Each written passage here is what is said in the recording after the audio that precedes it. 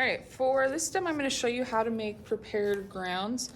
Prepared ground is basically a drawing surface of acrylic paints that are layered up and subtracted to form these really cool textured and kind of dimensional colored paper. So we're going to be drawing charcoal on top of our prepared ground. The first thing you need to do, we're using mixed media paper, so it can handle some paint and some moisture, but we need to protect that paper from the amount of water and paint we're going to be putting on it. Sometimes paper, especially if it's on the cheaper side, can pill up, similar to like an old t-shirt, where as you work on the surface, the fibers will kind of pull away. So we are going to paint a layer of gesso, white gesso, on top of the white paper. And what that does is it just, again, forms kind of a protective barrier. You don't need it to be too thick, and you don't want it to be super textured, so you're just doing a really thin layer of gesso over the surface. So I'm gonna go through and do that to both papers and then let it fully dry.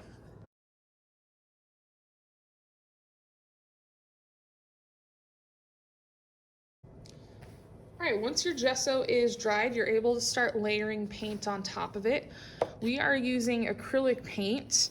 I like to use these little craft paints because they're cheap and they can come in some really cool colors. But you can also use really basic classroom acrylics as well. Remember that the whole point of this is that we want to be able to draw on the surface after the paint has dried. So acrylic paints can be kind of tricky with that because they are a latex-based paint. If you paint them on super thick without mixing anything into it, it forms almost a plastic surface or a latex surface, and that can be really tricky to draw on. The good thing is that they are water soluble, so if you mix water into the acrylic paint, it breaks that latex bind and makes it so that it is more of a watercolor rather than a plasticky paint. So each time we layer it, we are going to be mixing water into the acrylic so that it does not form a plastic or really shiny, slippery surface. The color combination is up to you. It's really as many or as few layers as you want to do. I just picked out some colors that I thought would be interesting. You're not mixing them together. You're layering them on top of one another. So the green and the red never mixed, they're actually just showing through different layers. So think about that when you're choosing your color combinations. You're not actually mixing the colors, okay? So I'm gonna start with this yellow layer. I'm gonna give my paint a good shake, and I'm just gonna apply some of the paint to my paper. I'm not gonna go too crazy yet. I can always add more. Then I'm gonna grab my paintbrush, get some water, because again, we're breaking that latex kind of binding agent. And I'm gonna cover the surface. So this is my first layer. You don't want it to be sopping wet because your paper, again, is not really made to handle that. But you do need enough water that it's breaking the latex kind of connection in the paint. And you should be able to see that. If your latex or acrylic paint is way thick, it's gonna dry super shiny and be hard to draw on. So we'll call that good. Once I have a layer on there, I can do a couple things. I can use a sponge to kind of take away some of that paint. A dry sponge and kind of wipe it away. Or I can let it dry exactly how it is. So I'm gonna take a little bit away. And the thing with layering them is once the paint is dry, that layer is exactly how it's going to be. If you're gonna manipulate it, you want it to be wet still. So once I'm happy with the layer, I'm gonna step back and let it completely dry before I add paint on top of it. So I think this looks pretty good. I'm double checking, making sure that there's no really thick areas of paint. And now I'm gonna let this dry before I do my second layer. All right, so my first yellow layer has dried most of the way. You can speed this process up with a hair dryer. I just let it dry. It took about 5-10 minutes. Something else you'll notice is that there's actually a few spots that have a little bit of moisture left.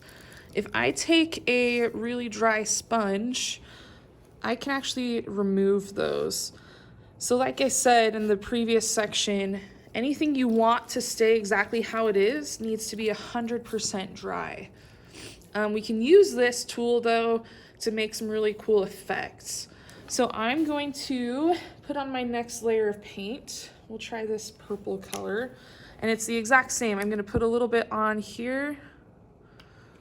Remember to get some water in your brush to break that connection. And I'm gonna cover as much or as little of the surface as I want to. So you don't actually have to cover the entire thing each layer. You can leave some, like I might leave that yellow to shine through. And you can use your different brushes to achieve different textures. You can use the sponge again. I'm gonna cover probably that much. I might take my sponge and remove a little bit to show some yellow through. That yellow is gonna stay there just because I let it completely dry, right? So if the yellow had not dried, I'd begin to mix those paints or remove it all the way down to the gesso.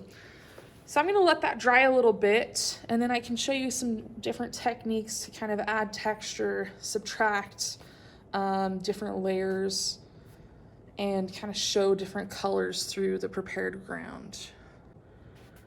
All right, so my purple has dried a little bit. It's not completely dry, but some cool techniques you can do is actually drip water on the surface.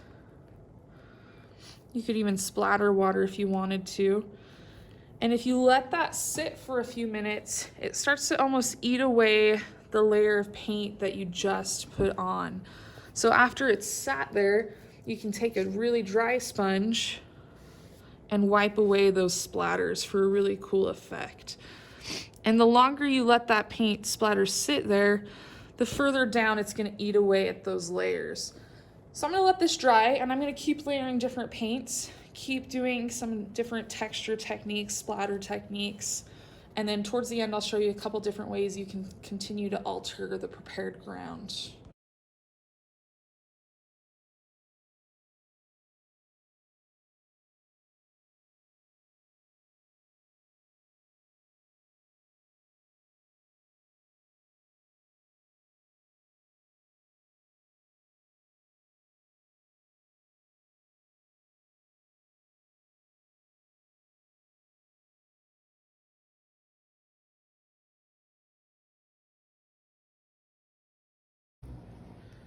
All right, so here is my finished prepared ground, finished so far. I'm gonna take the tape off. The easiest way to take the tape off is to peel it slowly at about a 90-degree angle. And to keep the tape, instead of pulling it up like this, keep it down while you pull it off. I would wait for your piece to be completely dry before you do this. Mine's pretty dry. It probably could have dried a tiny bit more. But it gives you these really nice, clean borders. So I'm gonna peel these off really quick. And then there's a couple more things you can do to add to it before you start to draw on it. And that one's pretty wet, so that's why it tore, which is okay. We can always trim it too.